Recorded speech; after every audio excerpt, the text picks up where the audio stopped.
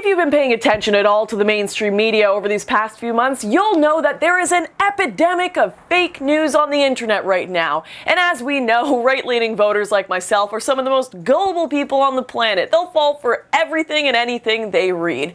But not to worry, because there is help out there for us half-wits. Big corporations are cracking down on this barrage of misinformation so that you don't need to bother checking any sources for yourself.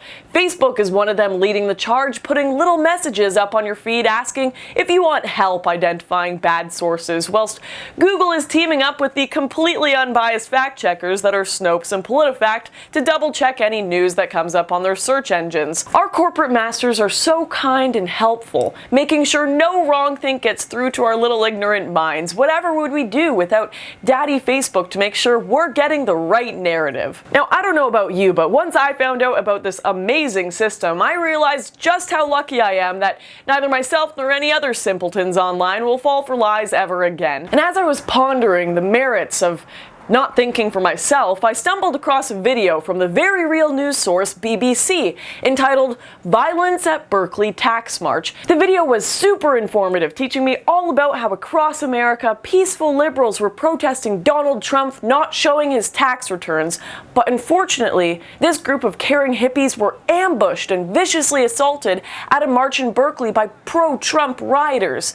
And as I was being enlightened about violent Trump supporters by this extremely real news, something caught my eye.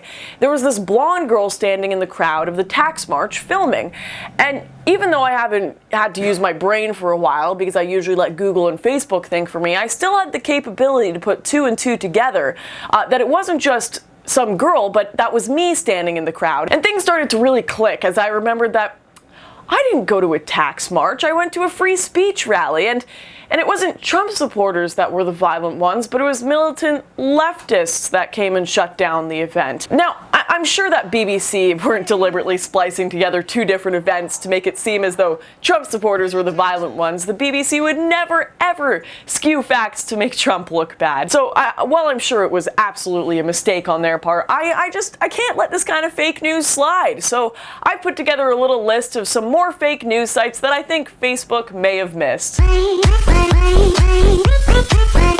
During the Milwaukee riots, a relative of Civil Smith's took a microphone and cried into it that people needed to stop burning down their neighborhood, and everyone watching CNN that day was left with the impression that the people there just wanted peace and justice. That is, until we all realized CNN had cut out the part of her speech where, immediately after calling for an end to the destruction, she says, "We need to take that shit to the suburbs," essentially saying, let's go burn down Whitey's house instead. And CNN still wonders why they get called fake news. Take that shit to the suburbs! Burn that shit down! Huffington Post recently had to take back a story about denying white men the vote because the author of the article turned out to be a man severely pranking them. Hey HuffPo, maybe next time you should check if your contributor actually exists before publishing racist garbage. NBC anchorman Brian Williams claimed that he came under heavy fire when he reported on the Iraq invasion in 2003. But unfortunately for Brian, his story of bravery fell apart when the soldiers with him called him out on it. Lying about being under fire, where have I heard that one before? The New York Times, the epitome of good journalism, right? Sure, if you consider helping Stalin cover up a freaking genocide in the 1930s to not breach any ethical guidelines, then the New York Times is great. Did you know that MSNBC has a time machine? They must, otherwise they wouldn't have claimed that Fox News had their Christmas party at the Trump Hotel before the party even took place. Clearly their time traveling reporting forced Fox to change the location. Remember that fake dossier BuzzFeed published last October about Trump's supposed Russian connections? I imagine the conversation at their headquarters went something like this. "Oh hey BuzzFeed, I've got this source that claims Trump was pissed on by Russian prostitutes and that the FSB used that to blackmail and control him." Wow, that sounds completely legit. We should publish that immediately.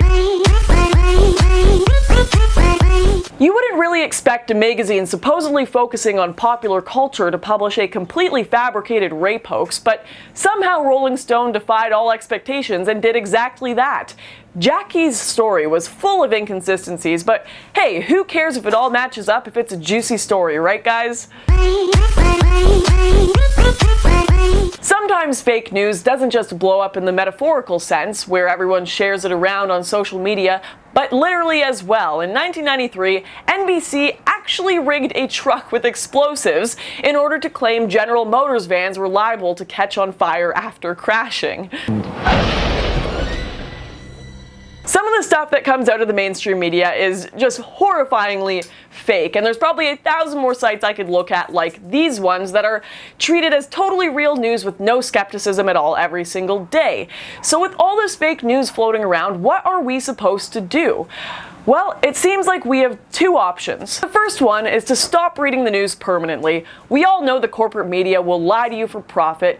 Google is filtering what we see. Facebook suppresses stories that have a conservative bent and stops them from trending at all. You may as well just throw out all your TVs, smartphones, iPads, Tamagotchis, and fax machines, then build a huge electric fence around your house so the paperboy can't get near enough to throw the fake news at your door. I personally prefer option 2, where Facebook and Google and whoever else could just stop pretending to be the complete arbiters of truth with their stupid filters and promises of objectivity, and let's go back to using our own heads to discern what is and is not a real news story and compare and contrast facts provided by all news sites from all political viewpoints. It's not that hard. So Facebook, Google, and all the rest of you who want to control our news, why don't you guys just screw off?